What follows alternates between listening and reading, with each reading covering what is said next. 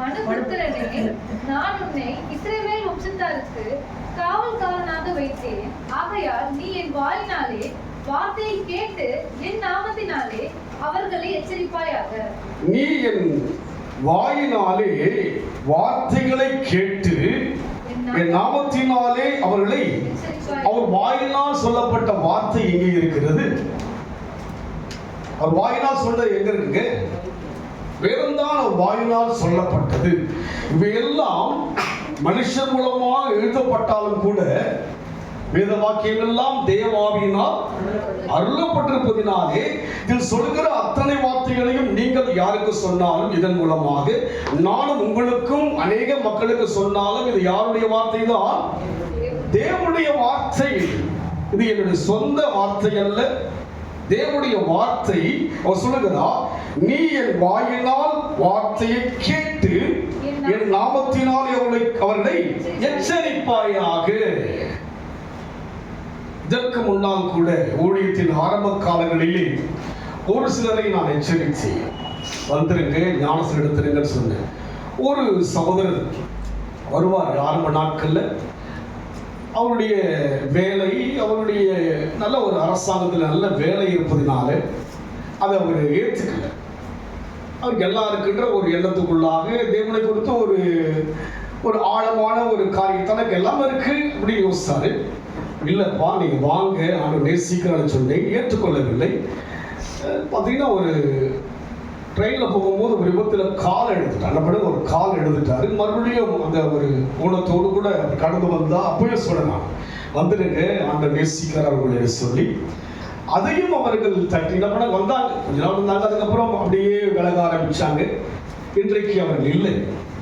அதே போல் இன்னொரு சகோதரருக்கும் சொன்னேன், அவர்களும் அந்த எச்சரிப்பை ஏற்றுக்கொள்ளவில்லை. ஆண்டவர் ஜீவனை கொடுக்க, ஆரோக்கியத்தை கொடுக்க, நம்முடைய ஆயுஷ்களை கூட்டிக் கொடுக்க வல்லமை உள்ளவராயிருக்கிறார்.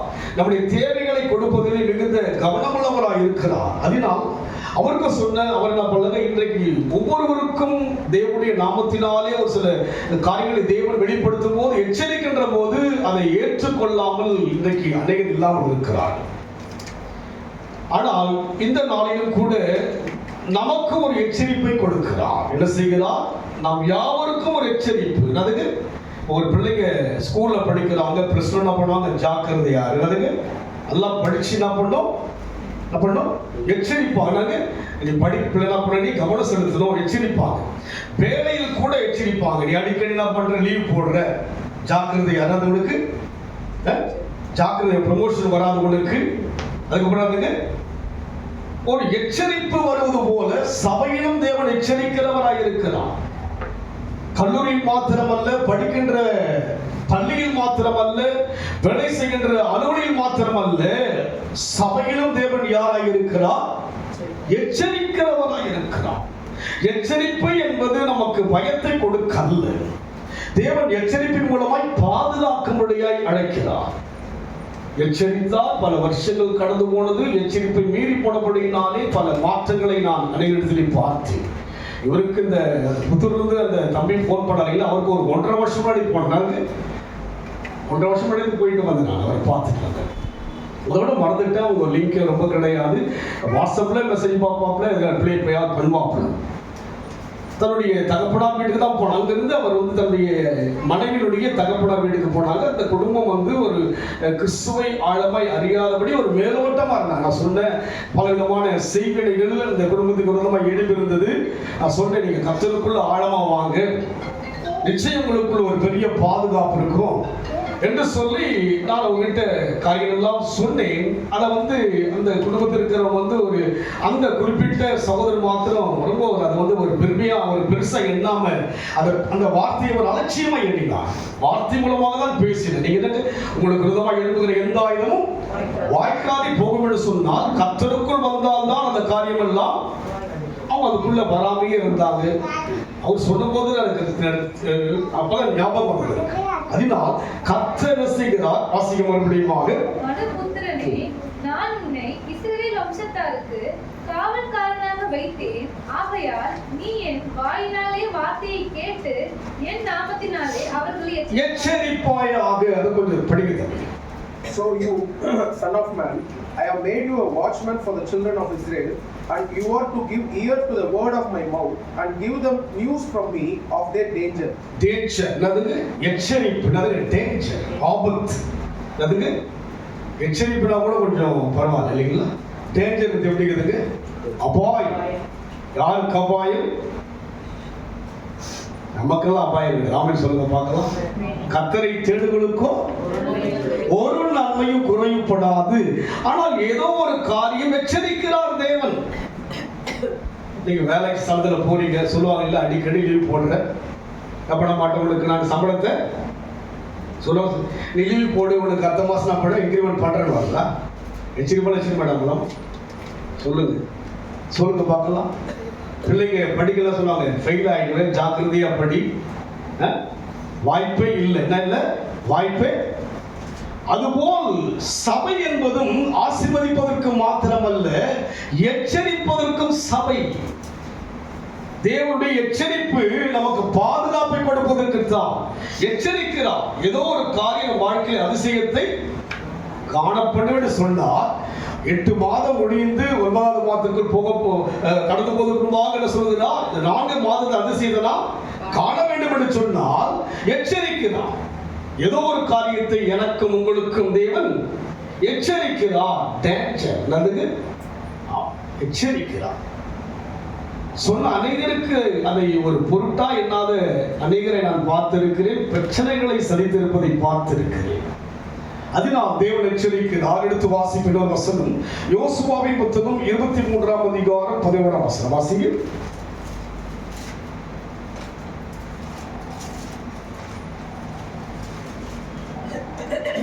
ஆகையால் உங்கள் தேவனாகிய கர்த்தரில் அன்பு கூறும்படி உங்கள் ஆத்துமாக்களை குறித்து மிகவும் எச்சரிக்கையாயிருங்கள். அன்பு கூறும்படி உங்கள் ஆத்துமாக்களை குறித்து எச்சரிக்கையாயிருங்கள். அதுங்க எதுல எச்சரிக்கையா இருங்க?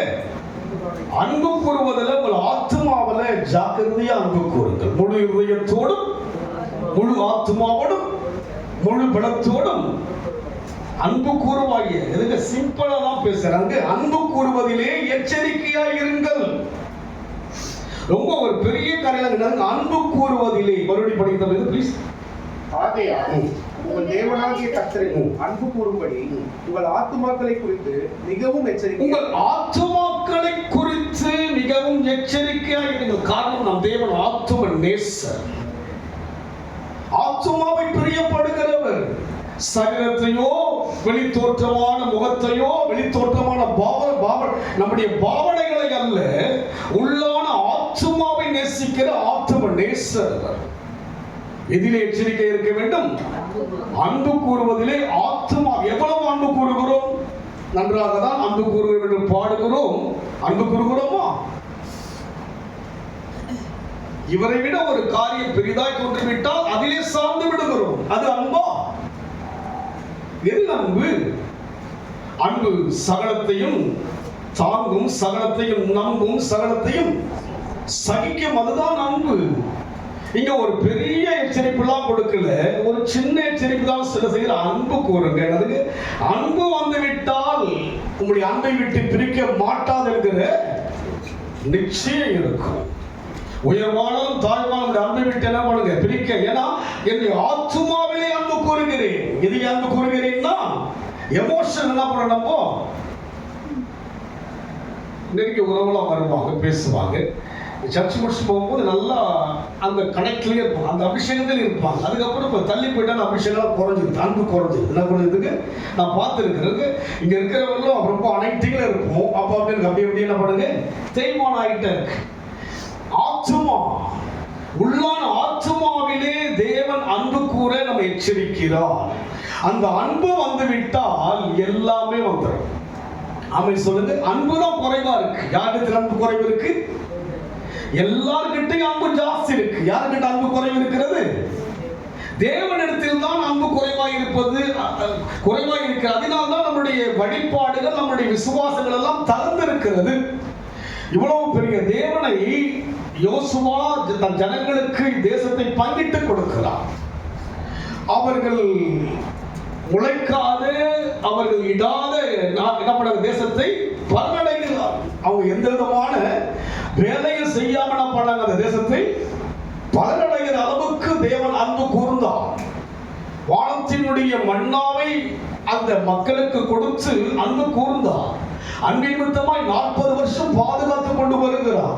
அப்படி இருந்த போதிலும் கூட மறுபடியும் வாசிகள் அதை, ஆகையால் உங்கள் தேவனாகிய கர்த்தரில் அன்பு கூறும்படி உங்கள் ஆத்துமாக்களை குறித்து மிகவும் எச்சரிக்கையாயிருங்கள். அதுதான் மிகவும் எச்சரிக்கையாயிருங்கள். சிம்பிளான காரியத்தை போய் அன்பை பத்தி நான் அன்பு தான் கூறுறேன், வரங்க ஆராதிக்கிறேன், அன்பு கூறுறேன், அது நான் மிகவும் எச்சரிப்பாய் இருப்பாயாக. அடுத்த வசனம் வாசிங்க. நீங்கள் பின்வாங்கி போய் உங்களுக்குள்ளே மீதியா இருக்கிற இந்த ஜாதிகளை சேர்த்து அவர்களோட சம்பந்தம் கலக்கிற அன்பு. அதுங்க என்ன அன்பு? இதே அன்பு சொல்லுங்க. சம்பந்தம் இல்லாத சம்பந்தம் கலக்கிற அன்பு இருக்கிறது. இங்கேயும் அன்பு கூறுகிறோம், அங்கேயும் என்ன பண்றோம்? அன்பு பின்வாங்குகிற அன்பை இங்கே பார்க்கிறோம். அதுங்க என்ன அன்பு? தேவனால் அழைக்கப்பட்டு கானான் என்கிற தேசத்திலே கடந்து வந்து எல்லாருக்கும் பிரித்து கொடுத்து விட்டார். யோசுவா செய்து விட்டார்.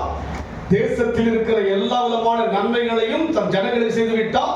பிரித்து உங்களுக்கு இந்த நன்மை, பிரித்து உங்களுக்கு இந்த நன்மை, பிரித்து உங்களுக்கு இந்த மேன்மை, பிரித்து உங்களுக்கு அந்தஸ்து சொல்லி பிரித்து கொடுத்து விட்டார். ஆனால் இது ஜனங்களை செய்கிறார்கள், பின்வாங்குகிற ஜனங்களாக இருக்கிறார்கள். எப்படி இருக்கிறார்கள்? பின்வாங்குகின்ற மக்களாக இருக்கிறார்கள். அழைத்த அழைப்பிலே இந்த ஆண்டு முதல் மாதத்திலே என்ன சொன்னோம், இன்றைக்கு எப்படி இருக்கிறோம்? அதே அன்பு இன்றைக்கும் இருக்கிறதா? உம்மிடத்திலே அன்பு தந்தது என்று சொல்லி தேவன் சொல்கிறார். என்ன சொல்லுகிறார்? அன்புதான் தேவன் எதிர்பார்க்கிறார். அன்பு ஒன்று வந்துவிட்டால் எல்லாமே வந்துடுங்க. அன்பு என்ற அந்த ஒரு அனுபவத்துக்குள் நான் வந்துவிட்டால் அன்புக்காக எதையும் செலுத்துவேன். நீங்க அநேக அன்பா நேசிக்கிறீங்களா? என்ன பண்ணுறீங்க? எல்லாத்தையும் கொடுக்குறீங்களா இல்லைங்களா? கொடுக்கலையா இல்லைங்களா? நீங்க நேசிக்கிற அன்பானவர்கள் என்ன பண்ணுவீங்க? என் உயிரை கூட கொடுக்குறேன். என்ன பண்ணுவீங்க? சொல்லுதுங்களா இல்லைங்களா? என் உயிரை என்ன பண்றேன்? நான் சிரிக்கிறீங்க சொல்லிக்கிறீங்க இல்லைங்களா? என் உயிரை கணவன் மனைவி என் உயிரை அவன் கொடுத்துடுறேன். மனைவி என்ன பண்ண? ஐயா என் உயிரை கொடுத்துடுறேன். உயிரை நாம் கொடுக்கவில்லை. ஆனால் யார் உயிரை கொடுத்தது? தேவன் உயிரை கொடுத்தார் அல்லவா? நம் வாழ்க்கையிலே அன்புதான் பிரதானமானது. அன்பு இல்லாதவன் தேவனை அறியான். அன்பை அந்த அன்புக்குள்ள வந்துட்டீங்கன்னா எல்லாமே அடங்கிடுங்க. அன்புக்குள்ள வந்து என்ன பண்ணணுமோ அங்கே ஒரு சொல்லுகிறார். வாசிப்போம். நீங்கள் பின்வாங்கி போய் 10 வாசிங்க. உங்களில் ஒருவன் 1000 பேரை துரத்துவான். உங்கள் தேவனாகிய கர்த்தர் உங்களுக்கு சொன்னபடி அவர் தாமே உங்களுக்காக யுத்தம் பண்ணுவார். உங்களுக்கு என்ன சொன்னாரோ அதையெல்லாம் செய்கிறார் தேவன். எனக்கு என்ன சொன்னாரோ அதையெல்லாம் செய்கிறார் தேவன். சொன்னதை ஏதாவது தவறவிட்டாரா? இந்த ஆண்டிலே சொன்ன ஒன்றையும் இந்த 8 மாதங்கள் இந்த 4வது மாதம் வரைக்கும் செய்து கொண்டு வருகிறார். அவர் சொல்ல என்ன சொல்லுகிறார்? உங்களில் ஒருவன் 1000 பேரை துரத்துவான். இப்பேற்பட்ட வார்த்தை பார்த்தீங்களா? ஒருவன் என்னதுங்க? ஒண்டி கொண்டு இல்லைங்க. ஒருவன் என்ன செய்வான்? அந்த அளவுக்கு தேவன் கிருபைகளையும் வரங்களையும் வல்லமைகளையும் கொடுக்க விரும்புகிறார் நமக்கு. நம் மூலமாக தன்னுடைய மகிமை வெளிப்படுத்த விரும்புகிறார் தேவன். காரணம் என்ன? அன்பு. ஆபிரகாம் என்கிற ஒரு மனுஷனை அழைத்து அன்பு கூர்ந்து அவனுடைய அன்பை பார்க்கிறார். மகளை கொடுக்கின்ற அளவுக்கு அன்பு வந்தபடியினாலே அந்த சந்ததிக்குள் யார் வர சித்தமாகிவிட்டார்? இயேசு கிறிஸ்துவே வர சித்தமாகிவிட்டார். காரணம் என்ன? இன்றைக்கு நமக்குள்ளே அன்பு மாத்திரம் ஆராய்ந்து பார்ப்போம். அன்புதான் முக்கியம். நாம் உலகத்தின் அன்புக்காக, உலகத்தினுடைய உறவின் அன்புக்காக ஏங்குகிறோம். நாமும் அன்பை பகிர்ந்து கொள்கிறோம். தேவனுடைய சமூகத்திலே நாம் அன்பு எப்படி இருக்கிறது? அதை தான் சொல்லுங்க. உங்களுக்கு யுத்தம் பண்ணுகிறார். ஆகையால் உங்கள் தேவனாகிய கர்த்தரிடத்தில் அன்பு கூறும்படி உங்கள் ஆத்துமாக்களை குறித்து மிகவும் எச்சரிக்கையாக இருக்கு. அன்பு கூறுங்க. எதில் அன்பு கூறுங்க? வார்த்தையில் அல்ல, ஆத்துமாவிலே உள்ளான மனதிலே அன்பு கூர்ந்து விட்டார். அகத்தின் அழகு என்ன பண்ணுமா? முகத்துல தெரிஞ்சிடும். உங்க அகத்துக்குள்ள இயேசு எந்த அளவுக்கு இருக்கிறான்னு சொல்லுங்க, தெரிஞ்சிடும். நம் வாழ்க்கையிலே தேவன் எதிர்பார்ப்பது நம்முடைய அன்பை. இவ்வளவாய் உலகத்தில் அன்பு கூர்ந்தார். அளவிட முடியாத அன்பு அவருடைய அன்பு. யாருக்கு இவ்வளவாய் உலகத்தில் அன்பு கூர்ந்தார்? கெட்டு போகிற எனக்காக தேவன் அன்பு கூர்ந்தார். நல்லவனுக்கு அல்ல. இயேசு கிறிஸ்து யாருக்காக உலகத்துக்கு வந்தார்? பாவிகளை ரட்சிக்கும்படியா உலகத்துக்கு வந்தார். நாம் அவர் அன்பு கூர்ந்த அன்றைக்கு எந்த இடத்தில் இருந்தேன்? நாம் என்னிடத்தில் யாராவது அன்பு கூறுகிறவா இருந்தால் அன்றைக்கு நான் சந்திக்கும் போது, தேவனை சந்திக்கும் போது, உங்களை தேவன் சந்திக்கும் போது உங்களோடு கூட அநேக உண்மையான அன்புகள் இருந்ததா? இழிவாய் யோசித்தவர்கள் தான் இருந்திருப்பார்கள். சிரிக்கிற மக்கள் தான் இருந்திருப்பார்கள். எவ்வளவு வித்தியாசமான மக்கள் இருந்தபடினால் தான் தேவனை தேடி வந்தோம். ஆனால் அன்றைக்கே நம்மிடத்தில் அன்பு கூர்ந்து நம்மை தேவன் அழைத்தார். அந்த அன்பு இதுவரைக்கும் இருக்கிறது. வாசிங்க, 12 வாசிங்க. நீங்கள் பின்வாங்கி போய் உங்களுக்குள்ளே மீதியாய் இருக்கிற இந்த ஜாதிகளை சேர்த்து அவர்களோட சம்பந்தம் கலந்து நீங்கள் அவர்களிடத்திலும் அவர்கள் உங்களிடத்திலும் அவர்களிடத்திலும் உறவாடினார். நம்ம பாருங்க, உலக அன்பு தேவனுக்கு பகை. உலகத்தோடு கூட ஒன்றி போகிற அன்பல். அதுக்காக உலகத்தில் எல்லாரையும் நம்ம அற்பமே அப்படி அல்ல. தேவனை விட உலகத்தை நேசிக்க கூடாது. ஆமென் சொல்லுங்க பார்க்கலாம். ஓய்வு நாள் என்றால் யாருக்குத்தான் சொல்லுங்க, அதுதான் அன்பு. அந்த நாளை இன்னொரு அன்பு கொடுத்துருவீங்களே, அது அன்பு கிடையாது. அது என்ன கிடையாது? நீங்க என்ன சொன்னாலும் சரிங்க, இங்கே சொல்லப்படுவதை சொல்வது என்னுடைய கடமை.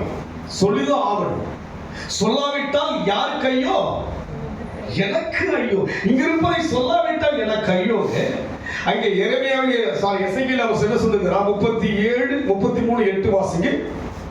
நான் துன்மார்க்கனை நோக்கி, துன்மார்க்கனே நீ சாகவே சாவாய் என்று சொல்லுகையில், நீ துன்மார்க்கனை தன் துன்மார்க்கத்தில் இராதபடிக்கு எச்சரிக்கத்தக்கதாக அதை அவனுக்கு சொல்லாமல் போனால், எச்சரிக்கத்தக்கதாக நான் சொல்லாமல் போனால் அந்த துன்மார்க்கன் தன் அக்கிரமத்திலே சாவான். ஆனாலும் அவன் இரத்தப்பழியை உன் கையிலே கேட்பேன். இரத்தப்பழி எனக்கு வந்துடும். உங்களை மெத்தனமா நடத்திட்டு போனா என்னதான் வரும்? எனக்கு இரத்தப்பழி எனக்கு வந்துடும். எச்சரிக்காவிட்டால் இரத்தப்பழி. அந்த படிக்கின்ற பிள்ளை அந்த ஒரு முக்கியமான ஒரு பரீட்சையிலே தேர்ச்சி அடைய வேண்டும் என்று சொன்னால் கவனத்தோடு படித்தால்தான் தேர்ச்சி அடையும். அப்போ அந்த படிப்பை சொல்லித்தருகிற ஆசிரியர் பண்ணுவாங்க, எச்சரிப்பாங்க இல்லையா? அதுபோல சபை என்பது தேவனால் ஆசீர்வதிப்பதற்கு மாத்திரம் அழைக்கப்படவில்லை, எச்சரிக்கவும் அழைக்கிறார். எல்லாரும் எச்சரிப்பதல்ல, தவறுகளை எச்சரிக்கிறார். யார் எச்சரிக்கிறார்? நாம் எப்படி இருக்கிறோம்? நாம் எல்லாவற்றிலும் நானும் சரி நீங்களும் ஒழுங்கா இருக்கிறோமா? தேவன் எதிர்பார்க்கிறது ஒழுங்கு எனக்குள் இருக்கிறதா? யோசித்து பாருங்கள். இங்கே அவர் சொல்லுகிறார், மறுபடியும் வாசிக்கிறது. நான் துன்மார்க்கனை நோக்கி, துன்மார்க்கனே நீ சாகவே சாவாய் என்று சொல்லுகையில், நீ துன்மார்க்கனை தன் துன்மார்க்கத்திலே இராதபடிக்கு எச்சரிக்கத்தக்கதாக அதை அவனுக்கு சொல்லாமல் போனால் அந்த துன்மார்க்கன் தன் அக்கிரமத்திலே சாவான். ஆனாலும் அவன் இரத்தப்பழியை உன் கையிலே கேட்பேன். என் கையிலே இரத்தப்பழி யார்கிட்டங்க? சொல்லாம போனா இரத்தப்பழி யார்கிட்ட இருக்கு? உங்க குடும்பத்தில் நீங்கள் சொல்ல வேண்டியதை சொல்ல. தவறுனா என்ன பண்ணீங்க? சொல்லணும். ஞானசனம் எடுத்துட்டு எங்க வரணும்? நீ சர்ச்சைக்கு வரணும், சொல்லணும். நீங்க அப்படி விட்டு கொடுக்க கூட சொல்லணும். குடும்பத்தில் சொல்லணுங்க. நீங்க உறவுகளுக்கு சொல்ல வேண்டும். உண்மைதானே சொல்லுகிறோம்? ஒரு மாயத்தை சொல்லுகிறோமா? மந்திரத்தை சொல்லுகிறோமா? கற்பனையான கதை சொல்லுகிறோமா? இல்லையே, உண்மைதானே. அவரே வழியும் சத்தியமும் ஜீவனாக இருப்பது உண்மைதானே. உண்மைதானே. ஆமென் சொல்லுங்க. அப்ப சொல்லிதானே ஆக வேண்டும். நான் சொல்லாவிட்டால், நீங்களும் சொல்லாவிட்டால் இரத்தப்பழி யாரிடத்திலே வரும்? உங்கள் குடும்பத்தில் இருக்கிற தகப்பனுக்கு நீங்கள் சொல்லாவிட்டால், வேதத்தை படிக்கிறோமா இல்லைங்களா? வேதத்தை வச்சிருக்கீங்களா? சொல்லாவிட்டால் உறவுகளுக்கு சொல்லாவிட்டால் ரத்தப்பழி யாருக்கு வரும்? எல்லாருக்குமே வரும். அந்த ரத்தப்படிங்கிறதுக்கு சொல்லாமல் அந்த ஆத்மா மரித்து போய்விட்டால் சொல்வதற்கான நேரத்தை கொடுத்தேன், நீ சொல்லவில்லையே. எச்சரிக்க வேண்டியது யார் எச்சரிக்க வேண்டும்? தேவ ஜனங்கள் எச்சரிக்க வேண்டும். சொல்லாவிட்டால் அந்த ரத்தப்படி எனக்கு வரும் என்று பார்க்கிறோம். எடுத்து வாசிப்போம். எரேமியா புத்தகம் 2ஆம் அதிகாரம் 19 வாசிங்க.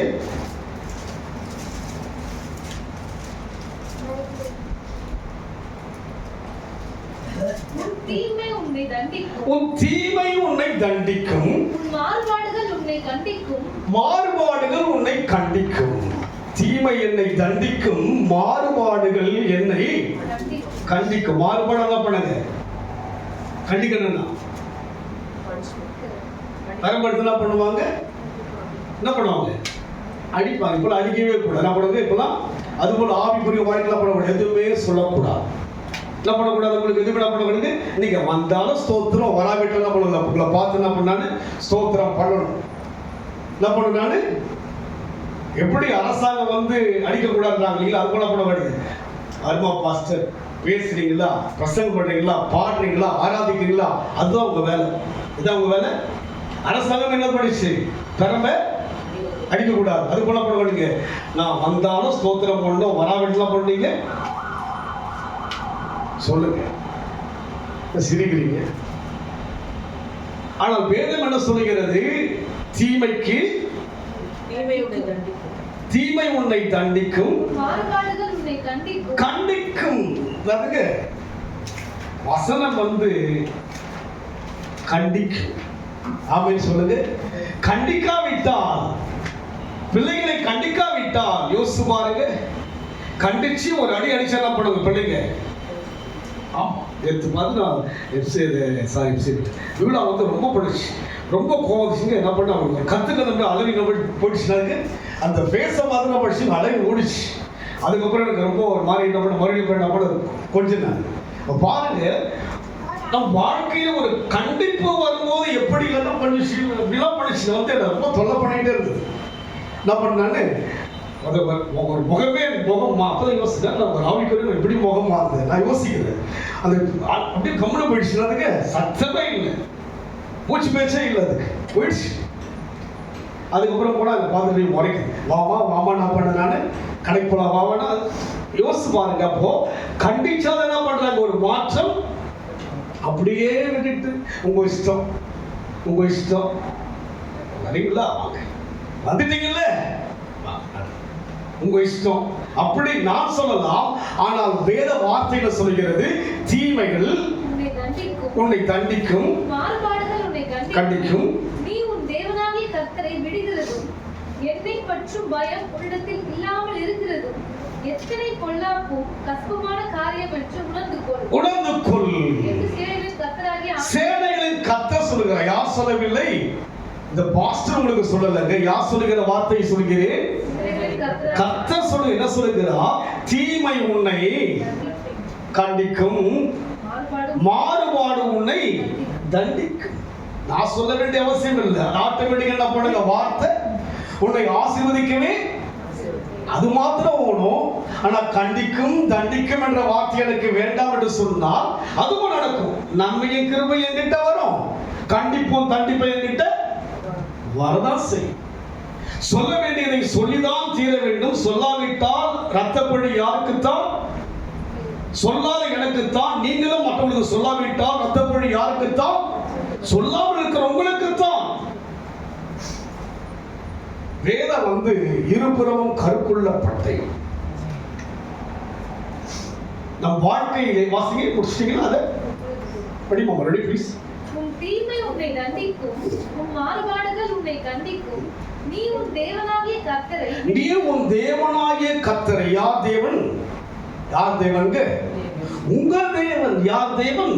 உங்களுக்குரியவர், உங்களுக்கு ரத்த சம்பந்தமானவர், நமக்கு ரத்த உறவானவர். அவர் மாதந்தோறும் திருவிருந்தின் மூலமாக ஞாபகப்படுத்துகிறாரே. என்ன ஞாபகப்படுத்துகிறார்?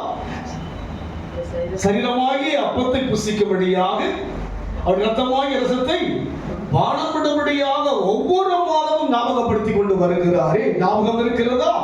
அவர் என்ன உறவு? என் தேவன் நெருங்கிய உறவுங்க. நெருக்கத்தில் அழைக்கும் போதுதான் நெருங்கி வருகிறவர். ஆபத்து உடனே வருகிறவர் அவர் தான். வேறு யார் வருவாங்க? நீங்க தொலைபேசி மூலம் அழைக்கின்ற போது அவங்க இன்னொரு என்ன பண்ணுவாங்க? இன்னொரு நபரோடு கூட தொடர்பு கொண்டிருக்கிறாங்க. அவங்க இவரோ நீங்க கூப்பிட்ட உடனே மறுத்துரு கொடுக்கிற அளவுக்கு நெருங்கிய உறவாய் இருக்கிறாரே. அங்கே சொல்லுகிறார், எவ்வளவு மனம் உடைந்து அவனுடைய வார்த்தை வருகிறது எரேமியா மூலமாக. என்ன சொல்லுகிறார்? உன்னுடைய தேவனாகிய கர்த்தர் விடுகிறது, நம்மளை விடுகிறதும். கர்த்தரை விட்டுட்டு வேற எங்க இருக்கு சொல்லுங்க பார்க்கலாம். கர்த்தரை விட என்ன மேன்மை இருக்கு? இவரை விட்டு போவதற்கு இவர்கிட்ட என்ன குறை இருக்கு சொல்லுங்க? மற்றவனை விடலன்னா உங்ககிட்ட நிறைய குறை இருக்கும். இவர்கிட்ட என்ன குறை இருந்தது? குறைவான என்னை நிறைவாய் மாற்றினாரே, இதுதான் அவன் செய்த குறையா? உளையான சேற்றிலே இருந்த எண்ணெய் இன்றைக்கு பிரசங்க வைத்திருக்கிறாரே, இது அவர் செய்த குறையா? பாட வைத்திருக்கிறார், இது அவர் செய்த குறையா? என்ன குறை செய்தார் அவர்?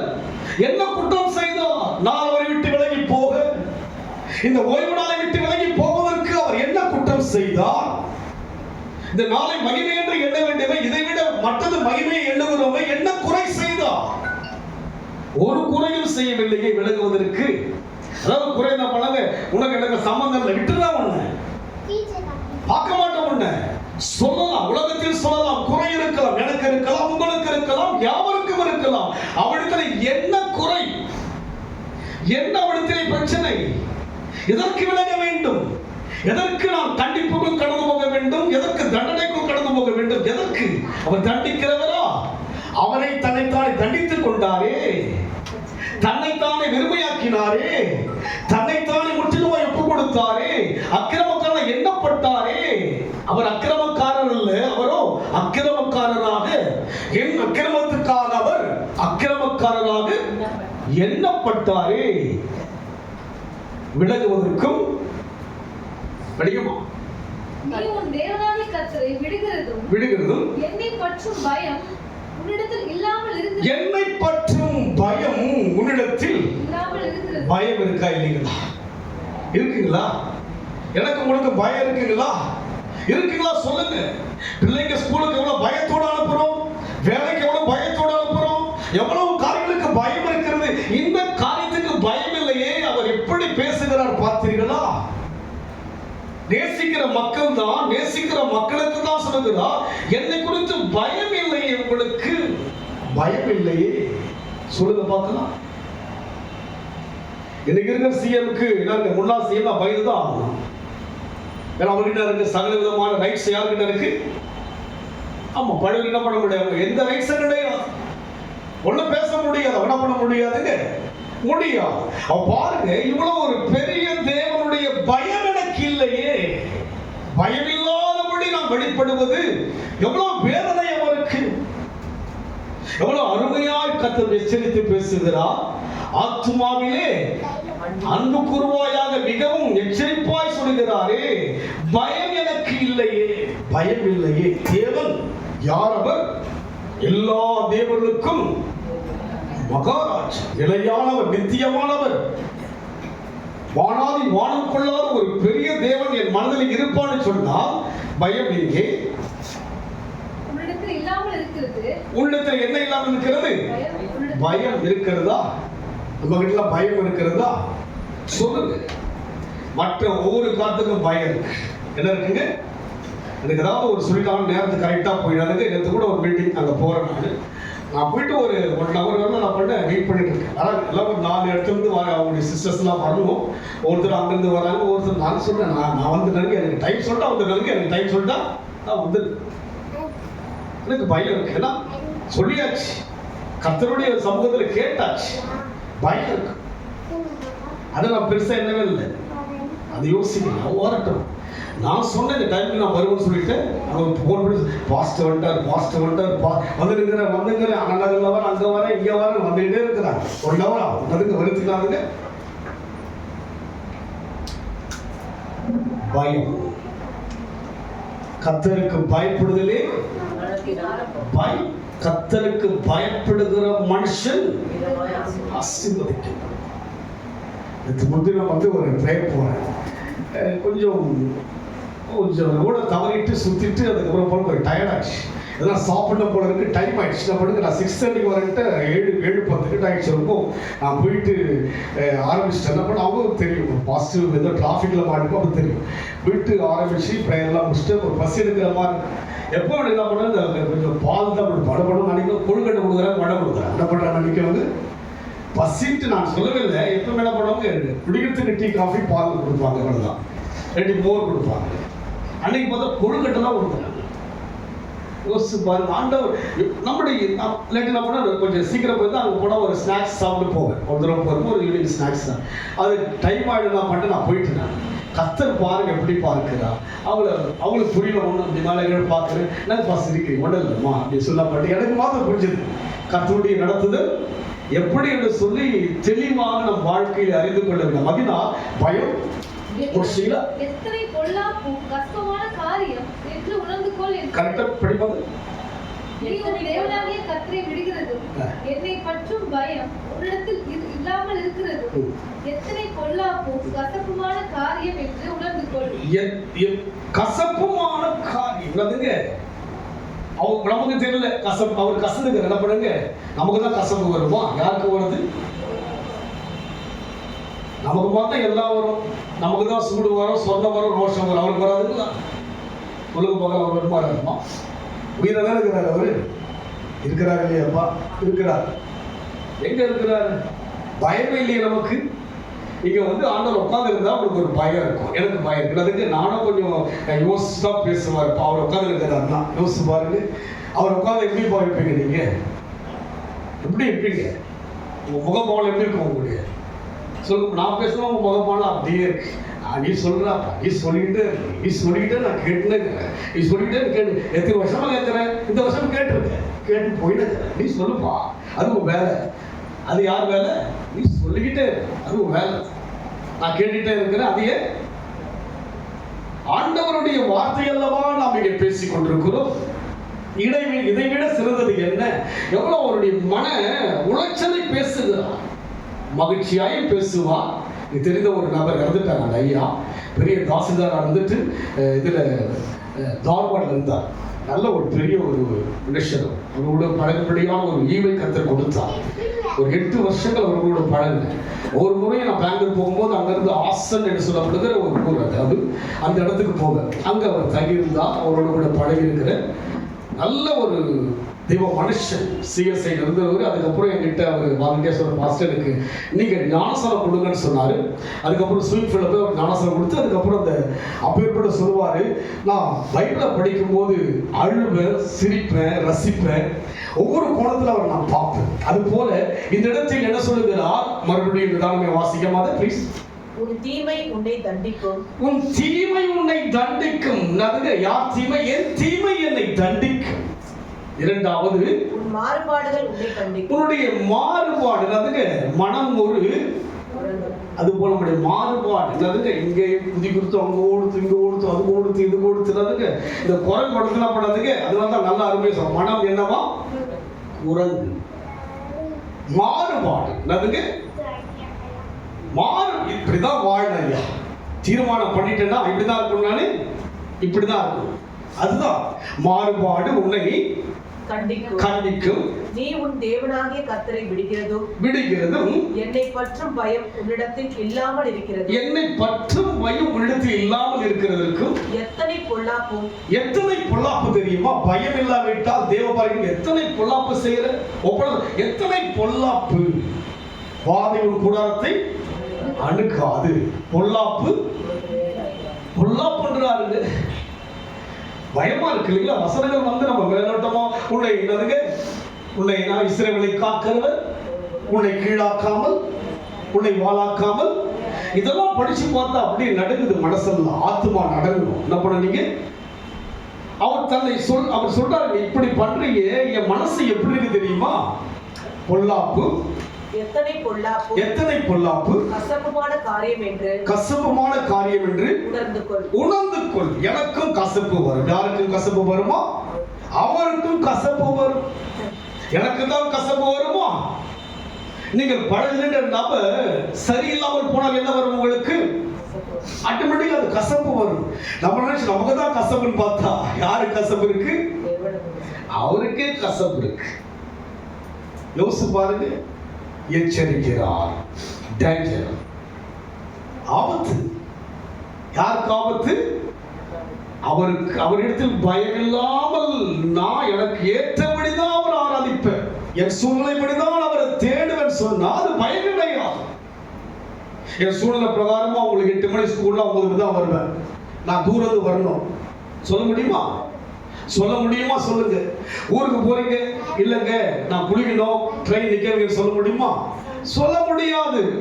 இதெல்லாம் நடந்துகிட்டு தான் இருக்கும். அப்போ உலகத்தினுடைய காரியங்களுக்கு பயமும் எவ்வளவு விதமான காரியம் எல்லாம் இருக்கிறது. தேவனுடைய காரியங்களுக்கு பயம் இல்லாமல் போனால் நான் என் ஆத்மா எப்படி அன்பு கூறுன்னு சொல்ல முடியும்? நான் எப்படி அன்பு சொல்ல முடியும்? என்றால் என் அன்பை நிரூபிக்க முடியுமா? அன்பை நிரூபித்து காண்பித்தார் தேவன். அங்கே பார்க்கிற அநேக பரிசுத்தவான்கள் தன்னுடைய அன்பை தேவனுக்கு நிரூபித்து காண்பித்தார்கள். புதிய ஏற்பாட்டில் பார்க்கும்போது நாம் எல்லாம் யாருன்னு சொல்லுகிறார் பவுல்? நிருபங்கள்.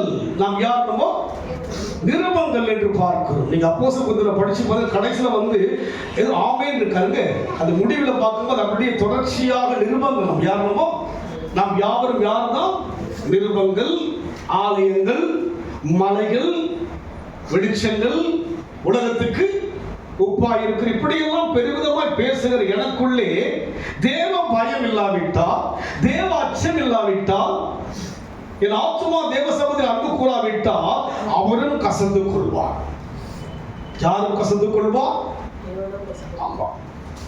அந்த கசப்பினுடைய வெளிப்பாடை நான் பார்த்துதான் ஆக வேண்டும். நான் பார்த்துதான் பார்த்தார்கள்.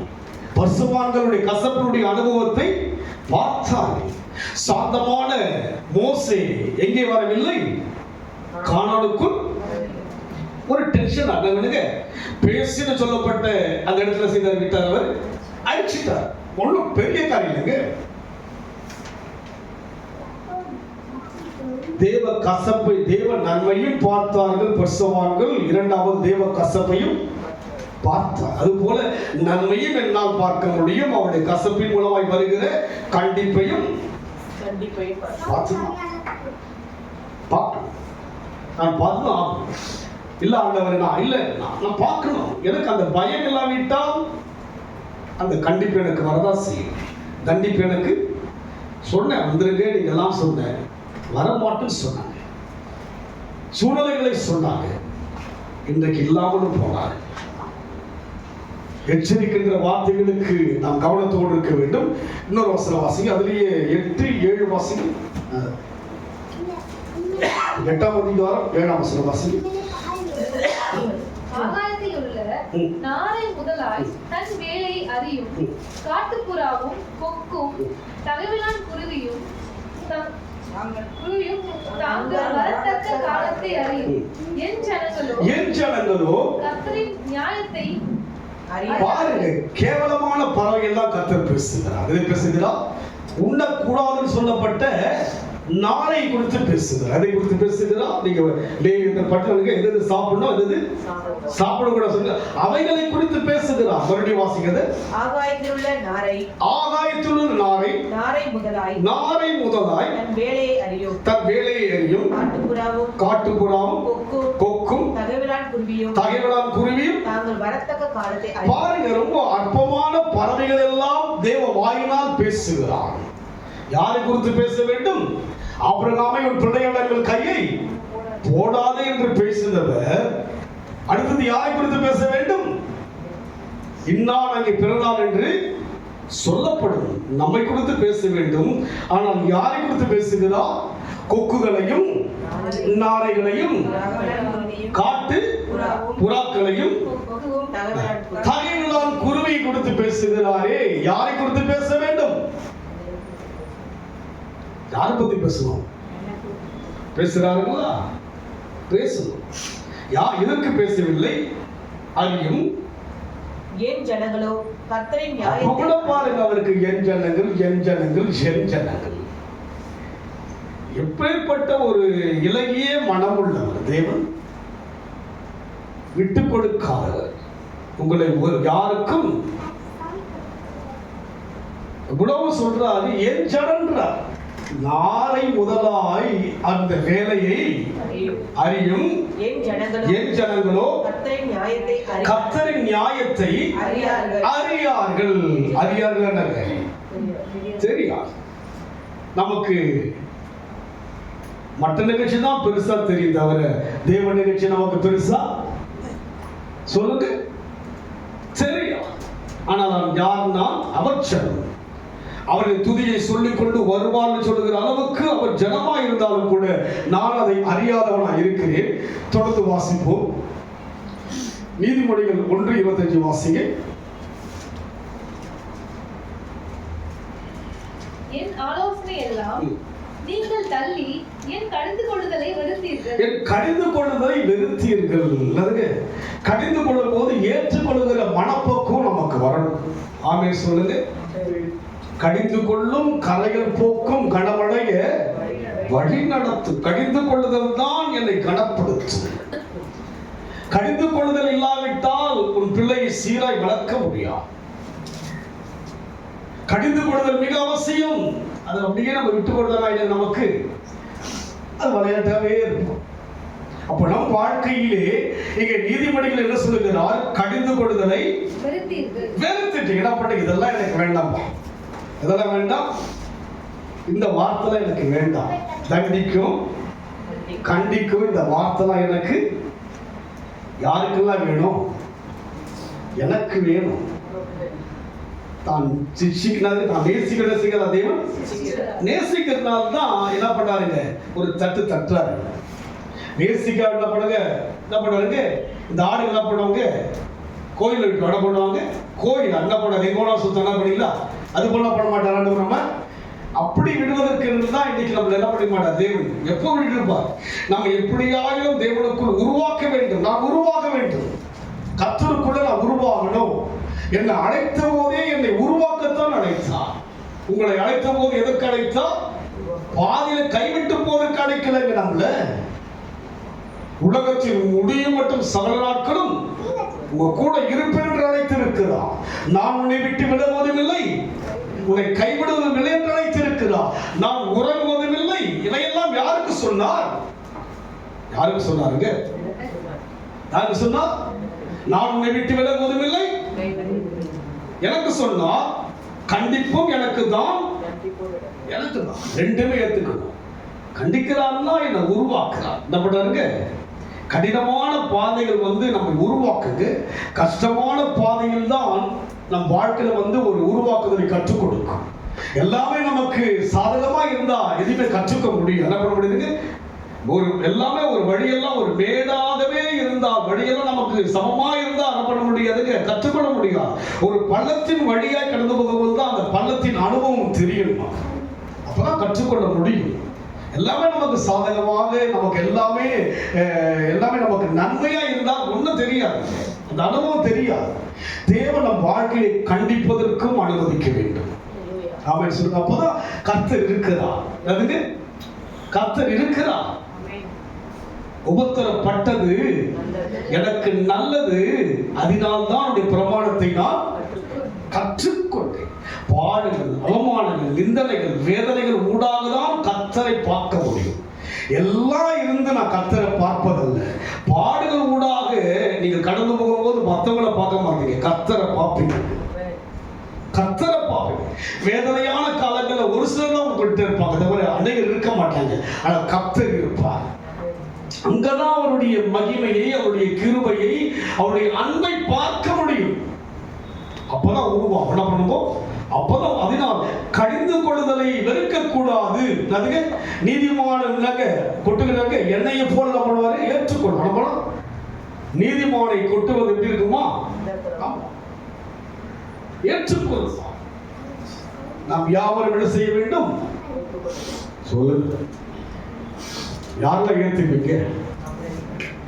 ஏற்றுக்கொள்ளுங்க. இதை ஏற்றால் யாரை ஏற்றுக்கொள்கிறீர்கள்? என்னை அல்ல, இந்த வார்த்தையை ஏற்றால் யாரை ஏற்றுக்கொள்கிறீர்கள்? இயேசுவை உங்கள் சொந்த ரட்சகராய் ஏற்றுக்கொள்கிறீர்கள். ஏற்றுக்கொண்டால் உங்கள் காரியம் எல்லாவற்றையும் ஒரு சந்திப்பார். ஐஸ்வர்யத்தோடு கூட வேதனையை கூட்டா. கர்த்தருடைய பிரசன்னமும் கர்த்தருடைய கிருபையும் இருந்தால் ஐஸ்வர்யம் இருக்கின்ற எல்லாருடைய வாழ்க்கையில வேதனை இருக்கவே இருக்கா. எவ்வளவோ குடும்பங்களில் கடந்து போகிறேன், வேதனையான ஜனங்கள் அதிகமாக இருக்கிறார்கள். அதனால் நம் வாழ்க்கையிலே நாம் கடந்து போக கொடுக்க 2:7 வாசிங்க. நீதிமான்களுக்கென்று மெய்ஞானத்தை வைத்திருக்கிறார். உத்தமமாய் நடக்கிறவர்களுக்கு அவர் கேடகமாய் இருக்கிறார். உத்தமமாய் நடக்கிறவர்களுக்கு அவர் எப்படி இருக்கிறார்? கேடகமாய் இருக்கிறார், பாதுகாப்பாய் இருக்கிறார். கேடகம். உங்களுக்கு விரோதமாய் எழும்புகிற எந்த ஆயுதங்களும் உங்களுக்கு வாய்க்காது. உத்தமமா இந்த வார்த்தைக்கு முழுமையாக நம்ம ஒப்பு கொடுக்கின்ற அனுபவத்தில் போகும்போது கர்த்தர் பொறுப்பெடுத்துக் கொள்வார்.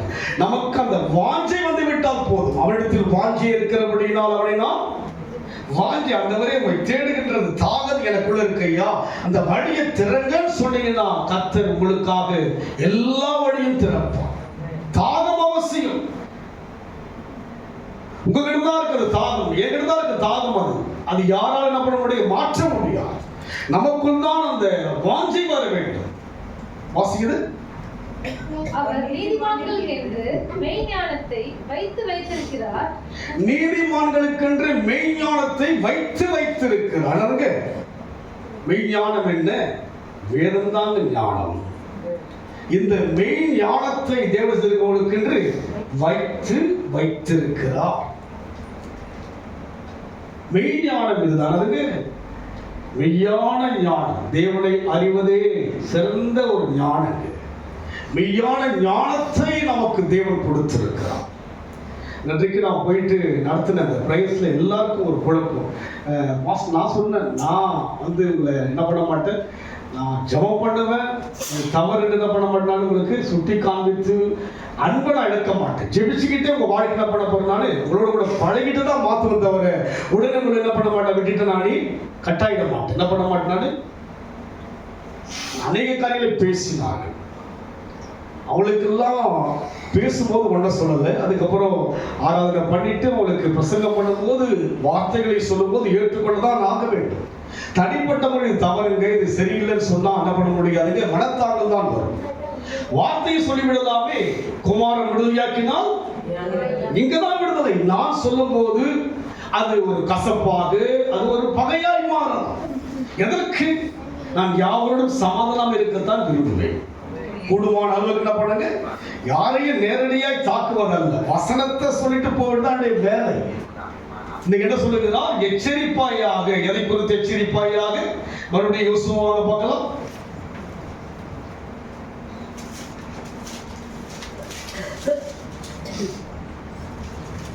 23:11 வாசி.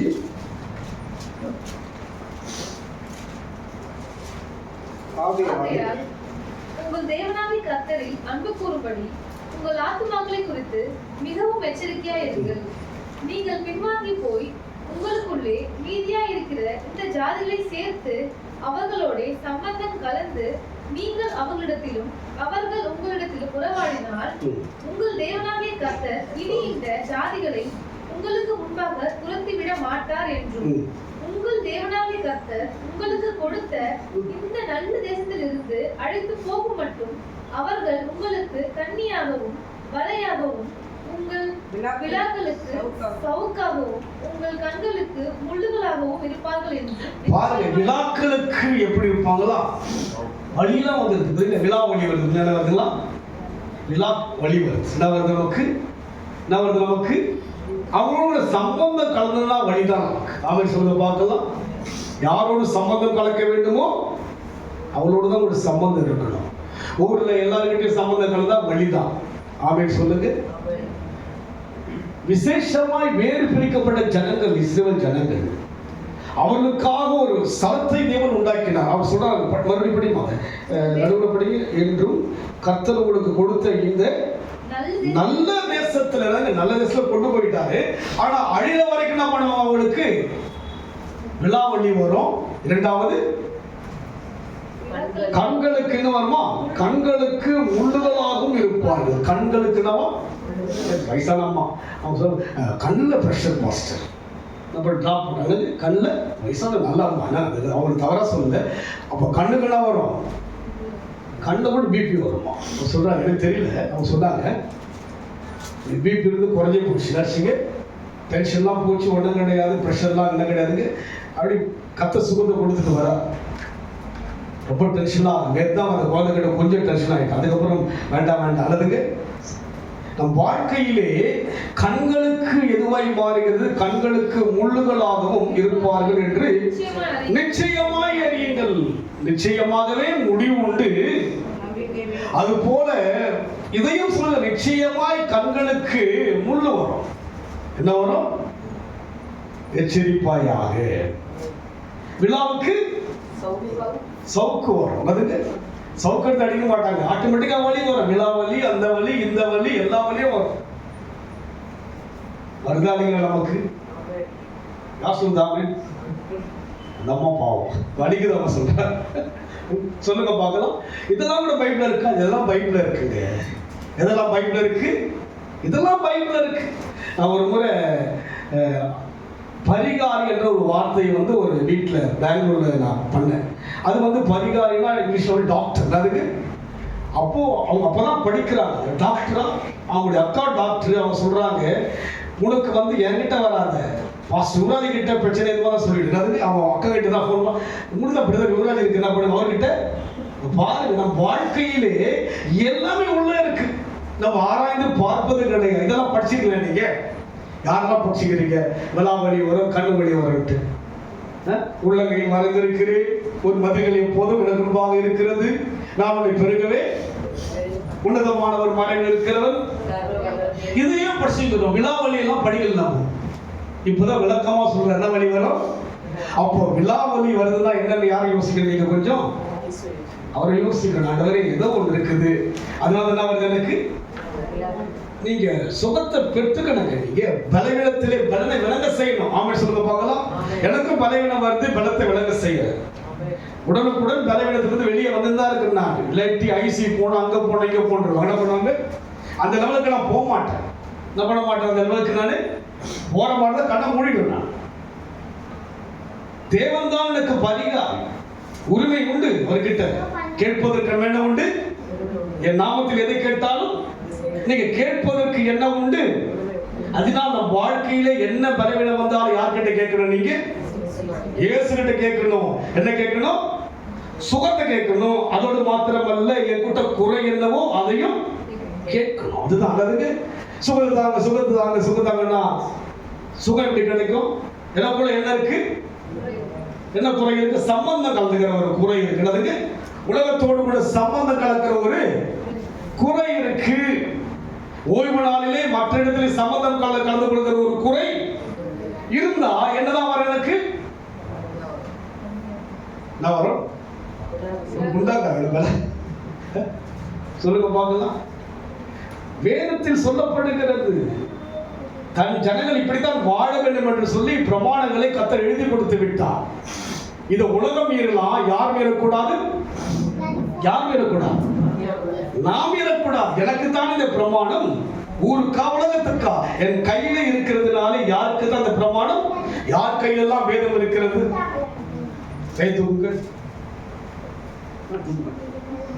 பைபிள் இல்லாத சொல்லுங்க. போன மாசம் கூட பிரதர் கொடுத்தாரு. பைபிள் யாரெல்லாம் வந்தீங்களா? உங்கள்கிட்ட இருக்க பைபிள் உங்ககிட்ட இருக்கோம். வேற யார்கிட்ட இல்லை பைபிள்? பிரபா கிட்ட இருக்குங்களா? இருக்குங்களா? என்ன பண்றீங்க? பைபிள் இல்லாம இன்னும் ஒரு 5 பைபிள் வாங்கி கொடுத்தாரு. வேதம் யாருக்கு? நமக்கு. பொக்கிஷங்க. இதை விட ஒரு பொக்கிஷம் ஒண்ணா உங்களுக்கு? பொக்கிஷம் கையில இருக்குங்க. ஒரு தகப்பனார் ஒரு மகனை தூரமான தேசத்துக்கு வேலைக்காய் போய்விட்டா, அவர்கிட்ட ஒரு குறிப்பிட்ட அளவு பணம் கொடுத்து விட்டு அனுப்பிவிட்டா. அந்த மகனும் போய் அந்த பணம் செலவாய் கொண்டே இருக்கிறது. தன் தகப்பனுக்கு தொலைபேசி மூலமாய் பணம் எனக்கு வேண்டும் என்று சொல்லுகிறார். அவர் கையில் ஒரு பைபிளை கொடுத்து வச்சுருங்க. பைபிளை கொடுத்து அனுப்பிச்சிட்டார். நீ பைபிள் வச்சுக்கப்பா அப்படின்ட்டு. பணம் இருக்கிறதெல்லாம் பண்ணுங்க. பைபிள் கிட்ட போவே இல்லை. என்ன பண்ணுங்க? போவே இல்லை. அவர் ஜாலியாக அங்கே போகிறது இங்கே போகிறது எங்கெங்கேயோ ஜாலியாக இருந்திருக்கிறாரு. அதுக்கப்புறம் பணம் குறைய ஆரம்பிக்குது. தன் தகப்பனுக்கிட்ட சொல்கிறாரு, பைபிளை படிப்பா, பைபிளை படிப்பான்றதுக்கு பைபிளை படிக்கவே என்ன பண்ணவர்? ஃப்ரெண்ட்ஸுக்கிட்ட படம் கொஞ்சம் கொஞ்சமாக காசு வாங்கி அப்பா கொடுப்பாங்க, கடன் வாங்கி செஞ்சுருக்கிறாரு. கடன் அதிகரிச்சுட்டே இருக்கு. கடைசியாக ஃபோன் பண்ணி ரொம்ப வருத்தமா, அப்பா எனக்கு பணமே இல்லை, நான் ஃப்ரெண்ட்ஸ்கிட்டலாம் கடன் வாங்கிட்டு நான் என்ன பண்ணுறேன், பைபிளை படிடா, பைபிளை படித்தா வந்துடுமா, பைபிளை படின்ட்டு என்ன பண்ணாருங்க. அப்போ தான் பைபிள் பாருங்க திறந்தா ஒவ்வொரு பக்கத்துலையும் பணம் இருக்கு, ஒவ்வொரு பக்கத்தில் இருக்கு. அது போல பைபிள் முக்கியம். ஆமென் சொல்லுங்க. வேதம் இல்லாவிட்டா என்ன யோசிச்சு பாருங்க. ஒரு கிறிஸ்தவர் என்று சொன்னால் பைபிளை வாசிக்காவிட்டால் அவர்கள் யார் கிடையாது. சொல்லிட்டேன், யாரெல்லாம் படிச்சுட்டு வரீங்க, இந்த வருஷத்துல முடிப்பீங்களா? படிச்சுட்டே படிக்க படிக்க நிச்சயமாகவே ஞானத்தை கற்றுக் கொடுப்பார். தேவனுடைய அந்த வார்த்தை உள்ள போக போக என் ஆத்துமா தேவ சமூகத்தில் அன்பு கூறுவதாய் மாறும். அதனால் நம் வாழ்க்கையிலே முடிச்சிட்டீங்களா? சீக்கிரம் முடிச்சிட்டீங்களா? அவ்வளவுதான், முடிச்சிடலாமா? இன்னொரு வசனம் வாசிக்க பார்க்கலாம். யோசுவா அடுத்த வசனமா? இதோ இன்று நான் பூலோகத்தார் எல்லோரும் போகிற வழியை பாருங்க. யோசுவா ஃபினிஷ் பண்ணிட்டாரு. பாருங்க, சொல்லிட்டாரு இப்படிதான் வாழணும். இன்னைக்கு தேவனை ஆழமாய் பின்பற்றி மோசையினுடைய அந்த கீழ்ப்படிதலுக்குள்ளாக யோசுவா கடந்தோட செய்கிறார். முடிக்கின்ற வேளையிலே தேவன் தெளிவாய் பேசிவிட்டார். அதுங்க இதுக்கப்புறம் என்ன பண்ண முடியாது? யோசுவா கிட்ட ஃபைட் பண்ண முடியாது. என்ன பண்ண முடியாதுங்க? என்ன பண்ண முடியாதுங்க? என்கிட்ட இப்படிலாம் பேசலாமா, இப்படி இடுப்பு வலிக்கும் கண்ணு வலிக்கும் பேசலாமா? என்ன முடிக்க போற, என்ன பண்ண போறாரு? முடிப்பதற்குள்ளாகவே கர்த்தர் அவர்கிட்ட தெளிவான வார்த்தைகளை பேசிவிட்டார். பலவீனங்கள் எதினால் வருகிறது, பிரச்சனைகள் எதினால் வருகிறது, சேராத இடத்தில் என்ன பண்ண விடுமோ நமக்கென்று ஒரு தேவன் ஒரு வழியை, நமக்கென்று ஒரு கட்டளைகளை கொடுத்திருக்கிறார். அந்த வழியிலே கடந்து போகின்ற போது கர்த்தர் நம்மை ஆசீர்வதிக்க அழைத்திருக்கிறார். ஆசீர்வதிப்பார். இஸ்ரவேலை ஆசீர்வதிப்பது பலவீனம்லாம் வரங்க, பலத்து கர்த்தர் கொடுத்திருக்கிறார். நான் அனுபவிச்சுதான் சொல்றேன், நான் கேட்டுலாம் சொல்றேன். நான் இங்க பிரசங்கிக்கிறேன்னா ஒவ்வொன்றையும் வாழ்க்கையிலே தனிப்பட்ட முறையிலே கடுகளவு அனுபவித்துதான் உங்களோட பகிர்ந்து கொண்டு வருகிறேன். சும்மா கேட்டால் நான் பண்ணல, என் அனுபவத்திலே தேவனுடைய தொடுதலை நான் உணர்ந்துதான். பிரச்சனை எல்லாம் வரதான் செய்கிறது. அந்த பிரச்சனை என்னை ஒரு முட்டுக்கட்டையாய் வைப்பது கிடையாது. அதை மேற்கொண்டுதான் கர்த்தருடைய சமூகத்தை ஆராதிக்கிறேன். பலவீனங்கள், மன அழுத்தங்கள், உங்களுக்கு என்னவெல்லாம் பிரச்சனை வருமோ அதுபோல் எல்லாமே எனக்கு வரத்தான் செய்கிறது. அதையெல்லாம் நினைத்துக் கொண்டிருந்தால் நிச்சயமாக ஊழியத்தை செய்ய முடியாது. அதை எல்லாவற்றையும் மேற்கொண்டுதான் உங்களை போன்ற தேவ ஜனங்களுக்கும் திருச்சபைக்கு மாத்திரமல்ல அநேக தேவ ஜனங்களுக்கு பயனுள்ள ஒரு பாத்திரம் நடத்துகிறார். பிரச்சனை இல்லாதபடி நான் எல்லாத்திலுமே நல்லா எனக்கு ஆறுதலா இருக்க, தைரியமா இருக்கிற, குறைவில்லாம இருக்கிற, நிறைவா இருக்கிறேன், இப்படி இருந்து நான் பிரசங்கம் பண்ணங்க. குறைவுகள், தேவைகள், பிரச்சனைகள், பலவீனங்கள், பலவிதமான குழப்பங்கள், தேவனுக்கு தகுதியானபடியான ஒரு வாழ்க்கை இன்னும் முழுமை அடையாத விதமான தடுமாற்றங்கள் இவையெல்லாம் இருக்கத்தான் செய்கிறது. இவைகள் என்னை கட்டுப்படுத்தவில்லை. இதை எல்லாவற்றையும் மேற்கொண்டு தேவ ஈவினால் இந்த ஊழியத்தை செய்து கொண்டு வருகிறேன். அதனால் நம் வாழ்க்கையிலே எதிலே அன்பு கூறும்படியாக ஆத்துமாவிலே அன்பு கூறுவாய் என்று மிகவும் எச்சரிக்கிறேன். அன்பை மாத்திரம் கொடுங்க, எல்லாவற்றையும் கர்த்தர் மாற்றுவார். அன்பை நீங்க கொடுத்துட்டீங்கன்னா மற்ற எதுவும் பெருசா தோன்றாது. அந்த அனுபவத்தில் போகும்படியாய் நம் கண்களை மூடி கர்த்தரை நோக்கி பார்ப்போம். அன்பு உலகத்தில் தேவ அன்புக்கு இணையாத ஒன்றுமே கிடையாது. தேவ சமூகத்தை நோக்கி பார்ப்போம். அன்பு, அவருடைய அன்புதான் எல்லா அன்பை விட பூரணமான அன்பு. தேவனை நோக்கி பார்ப்போம். அன்பில்லா உலகத்திலே அன்பு காட்ட ஒருவர் உண்டு, என்றென்றும் மாறாதது என் இயேசு அன்பு, இகமதில் கிடைக்காதது, இந்த உலகத்தில் மாறாதது. அன்பில்லா உலகத்திலே, அன்பில்லா உலகத்திலே அன்பு காட்ட ஒருவர் உண்டு, என்றென்றும் மாறாதது என் இயேசு அன்பு, மிகமதில் கிடைக்காதது, இந்த உலகத்தில் மாறாதது.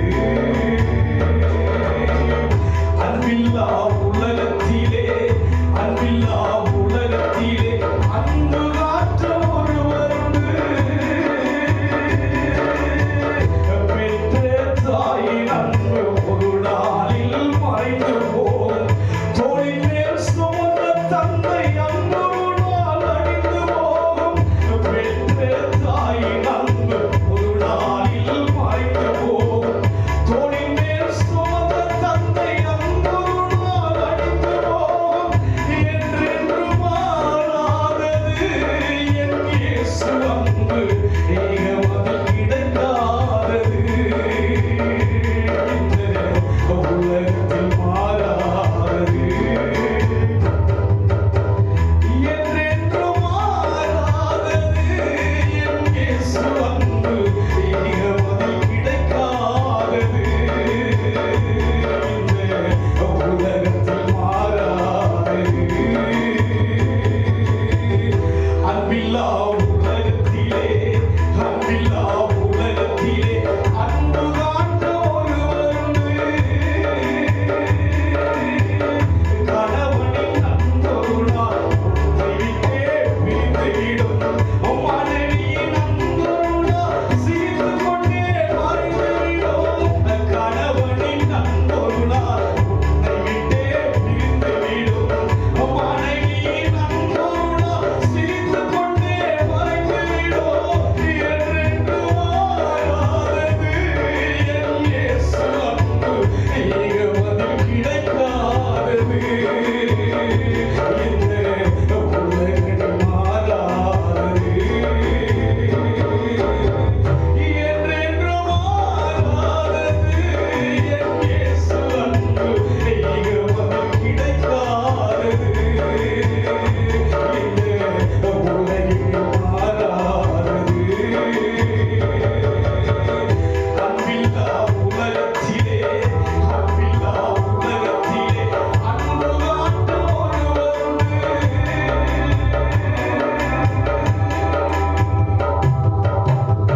தேவன் அன்புள்ளவர். இந்த அன்புக்காய் ஏங்குகிறவராய் இருக்கிறார். அன்பை தருகிறோம் ஐயா. அவர் முழு ஆத்மாவின் அன்பை முழுமையாய் இந்த மகிழ்ச்சியான நாளிலே முற்றிலுமாய் கொடுக்கிறோம் ஐயா. வருகின்ற ஆண்டவரே இந்த 4 மாதங்களிலே ஆண்டவரே இந்த தேவனுடைய அதிசயத்தை காணப்பண்டவன் சொல்லியிருக்கிறீங்க. நிச்சயமா நாங்கள் காத்திருக்கிறோம். அதிசயத்தை காணப்பண்ணுங்க. அநேகருடைய வாழ்விலை அற்புதங்களை செய்யுங்க. இன்னும் அதிகமாய் அன்பு கூற அன்பின் மூலமாக நாங்கள் தேவனுக்கென்று வாழ ஒப்பு கொடுக்கிறோம். அந்த ஒரு தேவ ஜனங்களை ஆசீர்வதிங்க. குடும்பங்களை ஆசீர்வதிங்க. ஆண்டவரே பிள்ளைகளை ஆசீர்வதிங்க. பேர் பேராய் தனித்தனி ஆசீர்வதிங்க. ஆண்டவர் சமூகத்தில் ஒப்பு கொடுக்கிறோம். செய்தி கேட்கிற ஒரு தேவ ஜனங்களையும் ஆசீர்வதிக்கிறார். இயேசுவின் நாமத்தில் பிதாவே. என் ஆத்துமாவே கர்த்தரை ஸ்தோத்திரி. என் முழு உள்ளமே நாமத்தை ஸ்தோத்திரி. என் ஆத்துமாவே கர்த்தரை ஸ்தோத்திரி. கர்த்தர் செய்த சகல உபகாரங்களையும் மறவாதே. நம்முடைய கர்த்தராகிய இயேசுவின் கிருபையும் பிதாவாகிய தேவனுடைய அன்பும் பரிசுத்த ஆவியின் ஐக்கியமும் நம் அனைவரோடு கூட கர்த்தர் வருகை மட்டும் என்றென்றைக்கும் இருப்பதாக. ஆமென். கர்த்தர் ஆசீர்வதிப்பாராக. God bless you.